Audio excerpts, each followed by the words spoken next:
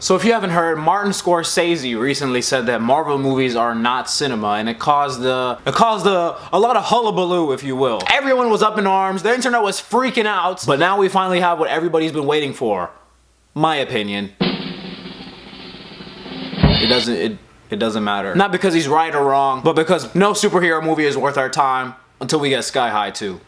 And I'm 100% serious about this. How is there not a Sky High 2 or a Sky University? You know they were supposed to make something called Save You? Are you kidding me, bro? There's something beautiful about rewatching a movie from your childhood, and it's even better than you remember. I hate how film criticism on YouTube of older movies is just... The jokes don't hold up. They're not relatable. Let's look at all three of these movies and see why they really don't hold up. It's not like the animation in Shrek 2 holds up super great today. Top 10 kids movies that don't hold up. It's good, but it doesn't really hold up today. Yeah, this movie that was made in 1935, it just doesn't really hold up today. There's something about the special effects from 2002. They're just not as good as 2019. It's like, duh. How are you gonna be mad at a computer in 1980 for not being a computer in 2019? Why does everything have to hold up today? Why does everything have to feel like it was made today? It wasn't made for today. Alright, it was made for back then. I really appreciate when media from a certain era really captures that point in time. I don't think everything has to be timeless to be good. That being said, Sky High does hold up today. In fact, it was ahead of its time. In fact, it's ahead of our time. It's ahead of its time, it's ahead of our time. We're still trying to figure out where it is. Frankly, we're trying to figure out how they even made this happen. I know every title on YouTube is like, how blank was a cinematic masterpiece, and you're like, how was Flubber a cinematic masterpiece? You're probably tired of the hyperbole clickbait titles, so I'm just gonna say right now, Sky High is not a cinematic masterpiece, okay? It's the freaking modern day Citizen Kane, alright? My sister and I still quote the last movie's line to this day. In the end, my girlfriend became my arch enemy. My arch enemy became my best friend, and my best friend became my girlfriend. But hey, that's high school.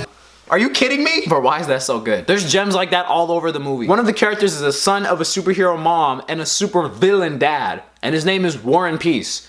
War and Peace. War and Peace. Come on, bro. Come on. Are you kidding me? Where is this movie's Academy Award? I'm completely serious right now. Avengers. Pfft. These are my Avengers. Okay, right here. Avengers could barely beat Thanos. Okay, they lost once. Thanos against these guys, it's a wrap in 3 seconds. There's a girl that can turn into a guinea pig, a guy that melts, a guy that glows, a kid with no powers, and a girl that doesn't want to use hers. There's a reason why these kids aren't in the MCU. Alright, they're too powerful, they're too OP. If you don't know what Sky High is, imagine Harry Potter meets Spy Kids meets Mean Girls meets X-Men.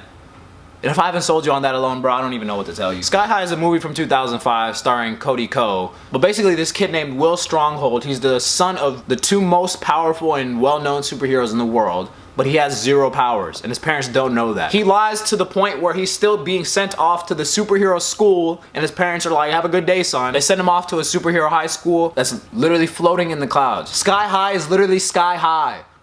The sky is the limit. Come on, bro. That's what I'm talking about. That's writing right there, man. The title of this movie is a pun. That's how you know. This is a... Oh.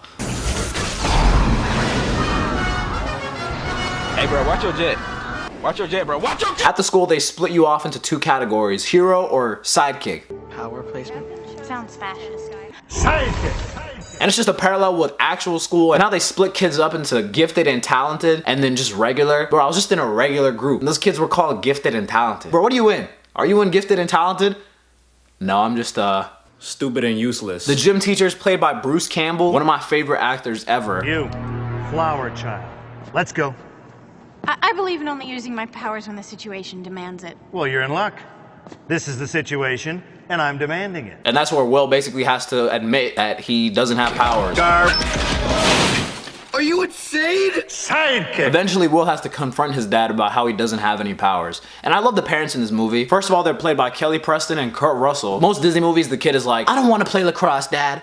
I want to dance. And the dad's like, if you don't play rugby, son, I'll kill you. The kid's like, that's your dream, Dad, not mine. I'm gonna dance. Until the end of the movie, when the dad finally just walks into the kid dancing on stage, and he's like, oh my God. I get it. In this movie, I like that he's a little disappointed here, of course. I'm calling the school. Tuition we pay them. Honey? But it's not like that the whole movie. We have to learn to accept his son. Soon, after just a conversation with his wife, he's like, You know what? It's gonna be okay.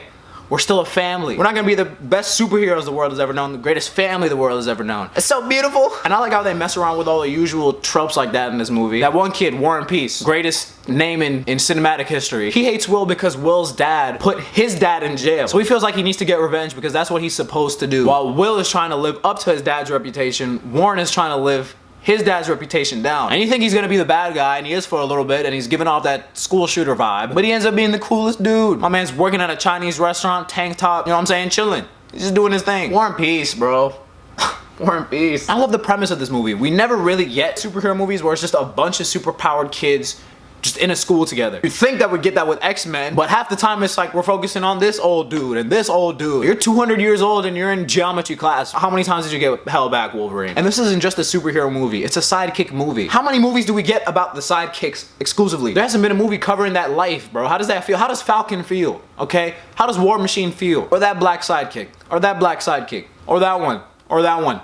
They really did that like 10 times and I ate it up. We all ate it up. This movie's about being trapped in someone's shadow, being unable to live up to crazy high expectations, how no one is defined by how they're born. Eventually, Will does get his powers after this kid literally tries to murder him in the middle of the cafeteria. His parents are excited. Boy has super strength. Come here. Ow! Sorry. Ow! You are strong! But now he's been shuffled over to the hero side of the school.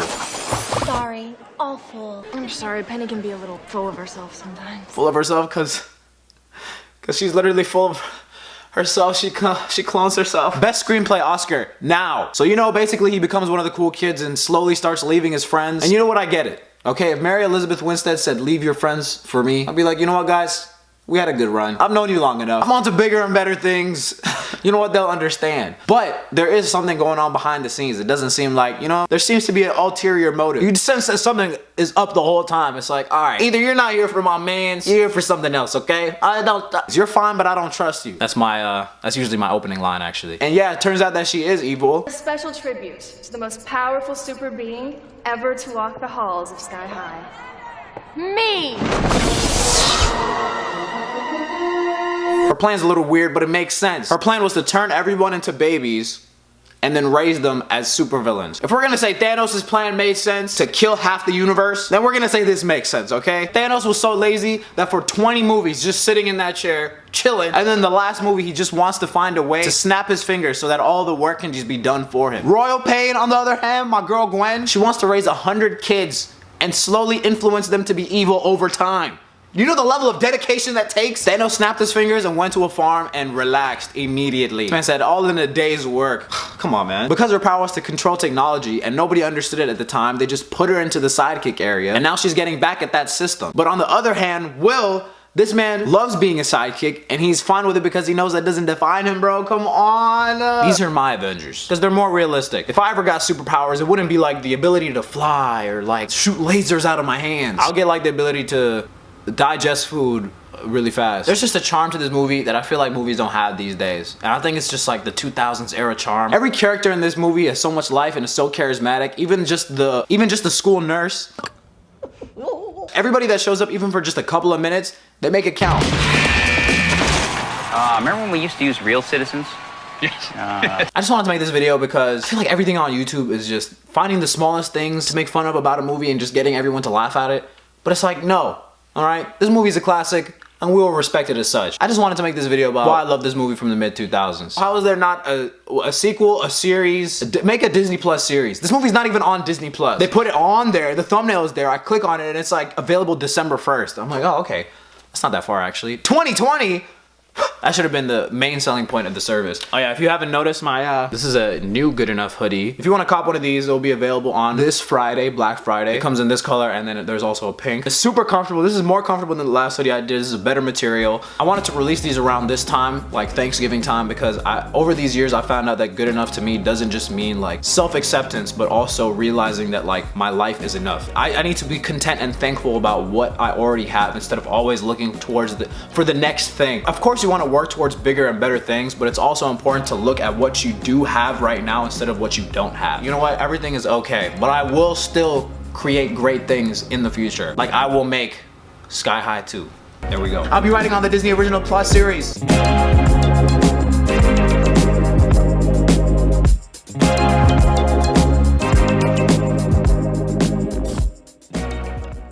Let's go!